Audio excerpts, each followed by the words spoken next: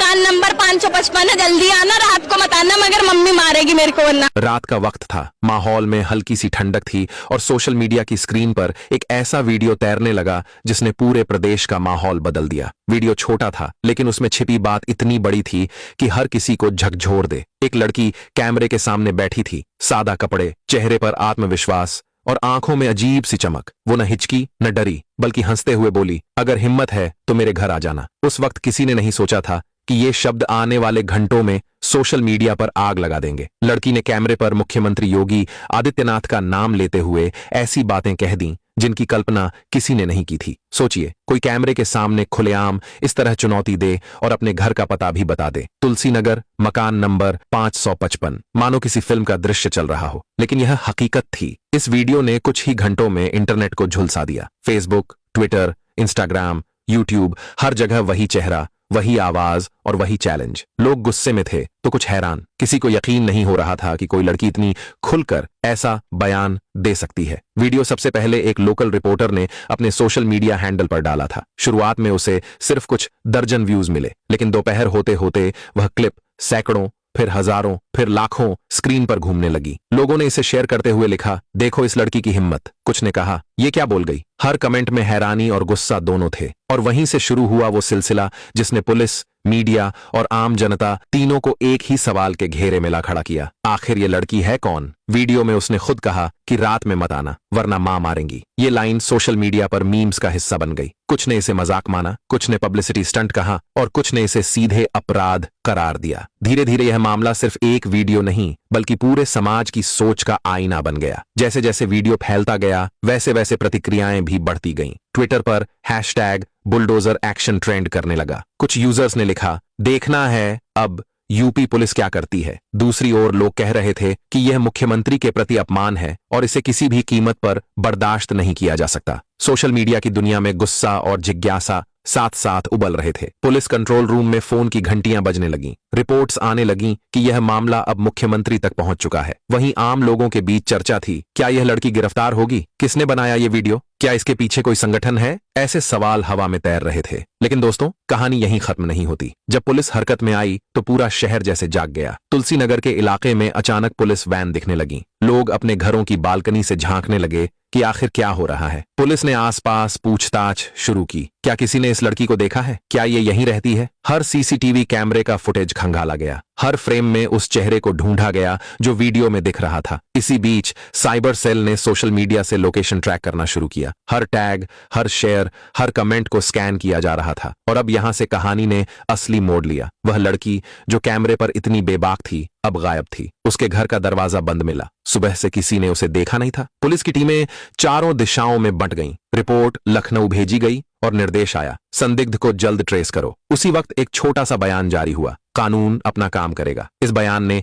माहौल और गर्मा दिया। सोशल मीडिया पर लोग लिखने लगे, अब देखना है कानून क्या करता है। अगर आप भी सोचते हैं कि ऐसे मामलों में सच्चाई तक पहुंचना जरूरी है तो नीचे कमेंट में बताइए कि आपको क्या लगता है। क्या ये लड़की सिर्फ गुस्से में थी या इसके पीछे कोई साजिश छिपी है? आपकी राय जरूर जानना चाहेंगे क्योंकि इसी पर आगे की जांच की दिशा तय होती है। आगे के हिस्से में हम बताएंगे कि पुलिस की जांच कैसे आगे बढ़ी, क्या पाया साइबर टीम ने और वो कौन सा सबूत था जिसने इस केस की पूरी तस्वीर बदल दी। जुड़े रहिए क्योंकि असली रहस्य अब खुलने वाला है। तुलसी नगर का इलाका उस रात किसी मूक फिल्म की तरह लग रहा था। सड़कें शांत थीं, लेकिन हवा में बेचैनी घुली हुई थी। पुलिस की गाड़ियां बीच बीच में सायरन बजाते हुए निकल रही थीं और लोगों की नजरें हर गुजरती गाड़ी पर टिक जाती थीं। हर कोई यह जानना चाहता था कि वो लड़की आखिर है कहां, जो कुछ घंटे पहले पूरे सोशल मीडिया की चर्चा बन चुकी थी। पुलिस ने उसके बताए पते मकान नंबर 555 के आसपास पूरे इलाके को घेर लिया। घर बंद था, दरवाजे पर ताला लटका था और खिड़कियों से झांकते अंधेरे में सिर्फ सन्नाटा था। पड़ोसी भी हक्के बक्के थे। किसी ने कहा, कल ही तो दिखी थी, अपने दोस्तों के साथ बाहर निकली थी। किसी ने कहा, वो तो काफी समय से इस मोहल्ले में रहती थी, लेकिन कभी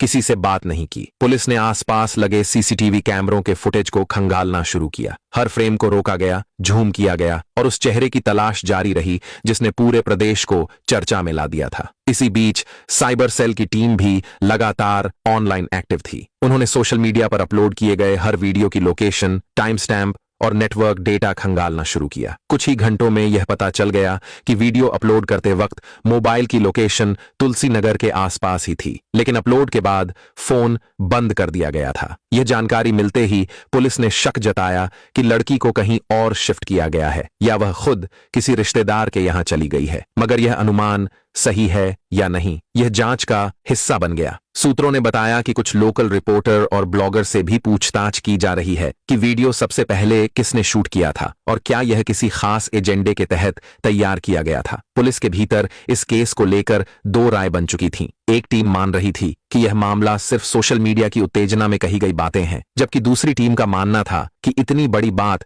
बिना किसी प्लानिंग के नहीं हो सकती। लखनऊ से आए एक वरिष्ठ अधिकारी ने बयान दिया, हम किसी को भी मुख्यमंत्री या सरकार के खिलाफ इस तरह की भाषा का इस्तेमाल करने की इजाजत नहीं दे सकते। कानून हर किसी के लिए बराबर है। इस बयान के बाद से लोगों की जिज्ञासा और बढ़ गई। सब यह जानना चाहते थे कि आखिर अब आगे क्या होगा। क्या लड़की को गिरफ्तार किया जाएगा या चेतावनी देकर छोड़ दिया जाएगा। दूसरी तरफ सोशल मीडिया पर बहस की आग और तेज हो चुकी थी। कुछ लोगों का कहना था कि हर नागरिक को बोलने की आजादी है, लेकिन इस तरह से किसी पर अपशब्द कहना संविधान की भावना के खिलाफ है। वहीं कुछ यूजर्स ने लिखा कि अगर कोई सरकार की आलोचना करता है तो उसे गिरफ्तार करना लोकतंत्र का अपमान है। यह बहस धीरे धीरे दो धड़ों में बंट गई। एक पक्ष फ्रीडम ऑफ स्पीच का समर्थन कर रहा था और दूसरा मर्यादा का, और इन दोनों के बीच आम जनता असमंजस में थी कि सच्चाई किस तरफ है। अब पुलिस ने जब जांच को आगे बढ़ाया तो कई नए तथ्य सामने आए। लड़की के सोशल मीडिया अकाउंट से पता चला कि वह पिछले कुछ महीनों से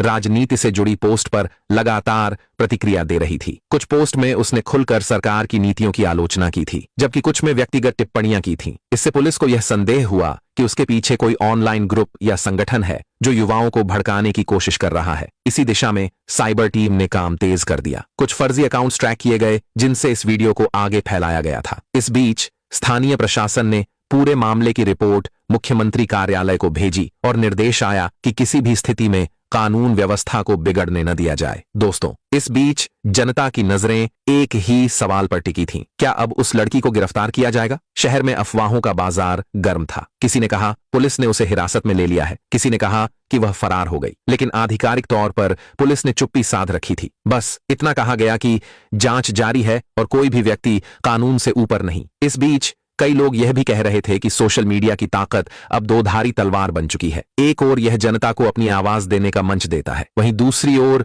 यह वही मंच है जो एक छोटी सी गलती को बड़े विवाद में बदल देता है। यही कारण है कि अब सवाल उठने लगे थे, क्या सोशल मीडिया पर आजादी के नाम पर अराजकता फैल रही है? क्या इस प्लेटफॉर्म पर कोई मर्यादा बची है? अगर आप भी मानते हैं कि सोशल मीडिया को एक जिम्मेदारी के साथ इस्तेमाल किया जाना चाहिए तो नीचे कमेंट में अपनी राय जरूर बताइए। आपकी सोच इस बहस का असली चेहरा दिखा सकती है। कहानी अभी खत्म नहीं हुई है दोस्तों। अगले हिस्से में हम बताएंगे कि जब पुलिस ने उसके फोन और अकाउंट्स की फॉरेंसिक जांच शुरू की तो किन चौंकाने वाले राजों से पर्दा उठा और कैसे यह केस सिर्फ एक वीडियो से निकलकर पूरे समाज के सोचने के तरीके तक पहुंच गया। आगे का हिस्सा इस कहानी का सबसे अहम मोड़ है, इसलिए जुड़े रहिए। जांच अब निर्णायक मोड़ पर थी। साइबर टीम, पुलिस और स्थानीय खुफिया यूनिट तीनों मिलकर उस एक सुराग की तलाश में थे जिससे यह रहस्य सुलझ सके कि आखिर वह लड़की कौन थी और उसने इतना बड़ा कदम क्यों उठाया। फोन की फॉरेंसिक रिपोर्ट जब सामने आई तो कई चौंकाने वाले खुलासे हुए। पता चला कि वीडियो अपलोड करने से पहले उसने अपने फोन से कई पुराने चैट्स डिलीट किए थे, लेकिन तकनीकी जांच में वे रिकवर कर लिए गए। इन चैट्स में यह साफ दिखा कि वीडियो शूट करने से पहले उसने किसी अनजान नंबर से बातचीत की थी। उस बातचीत में एक लाइन बार बार दोहराई गई थी, डरना मत, बस जो कहना है खुलकर कहना। इस लाइन ने पुलिस का ध्यान उस दिशा में मोड़ दिया जहां मामला अब सिर्फ एक वायरल वीडियो नहीं बल्कि किसी गहरे मकसद की ओर इशारा कर रहा था। पुलिस ने उस अनजान नंबर को ट्रैक किया, लेकिन वह वर्चुअल आईडी निकली जो विदेशी सर्वर से रजिस्टर्ड थी। इससे शक और गहराता गया कि क्या किसी ने जानबूझकर इस लड़की को भड़काया था? क्या यह किसी बड़ी साजिश का हिस्सा था? जांच का दायरा अब तुलसी नगर से बाहर निकल चुका था। साइबर टीम ने लड़की के सोशल मीडिया नेटवर्क को पूरी तरह स्कैन किया। उसके फेसबुक और इंस्टाग्राम प्रोफाइल पर पिछले कुछ महीनों में कई राजनीतिक पोस्ट शेयर की गई थीं जिनमें सरकार की नीतियों को लेकर तीखे कमेंट थे। कुछ पोस्ट पर उसे समर्थन मिला था तो कुछ पर भारी आलोचना। इस डिजिटल सबूत ने जांचकर्ताओं को एक और रास्ता दिखाया, लड़की का मानसिक दबाव और सोशल मीडिया का प्रभाव। इसी दौरान पुलिस ने उसके परिवार के कुछ लोगों से भी पूछताछ की। मां ने बताया कि बेटी अक्सर कहती थी कि लोगों को सच्चाई सुनने की हिम्मत नहीं है। वह सोशल मीडिया पर चर्चाओं में सक्रिय थी और हर मुद्दे पर अपनी राय रखती थी, लेकिन यह किसी ने नहीं सोचा था कि वह कैमरे के सामने इतना विवादित बयान दे देगी। परिवार का कहना था कि उसे शायद यह अंदाजा नहीं था कि उसके शब्द इतने बड़े विवाद में बदल जाएंगे। पुलिस ने यह बयान रिकॉर्ड किया और रिपोर्ट में जोड़ा कि लड़की को किसी ने जानबूझकर उकसाया हो सकता है। मुख्यमंत्री कार्यालय तक रिपोर्ट पहुंच चुकी थी। योगी आदित्यनाथ ने इस पूरे प्रकरण को गंभीरता से लिया और सख्त निर्देश दिए कि कानून व्यवस्था को किसी भी हालत में प्रभावित न होने दिया जाए। उन्होंने यह भी कहा कि कोई भी व्यक्ति अभिव्यक्ति की आजादी के नाम पर मर्यादा की सीमा नहीं लांघ सकता। उसी वक्त प्रशासन ने बयान जारी किया कि कानून सबके लिए समान है। कोई चाहे कितना भी प्रभावशाली या सामान्य नागरिक हो, अगर उसने सार्वजनिक शांति भंग करने की कोशिश की है तो कार्रवाई तय है। ये बयान सुनते ही सोशल मीडिया पर बहस का दूसरा दौर शुरू हो गया। कुछ लोगों ने कहा कि अब इस लड़की को सजा मिलनी चाहिए ताकि भविष्य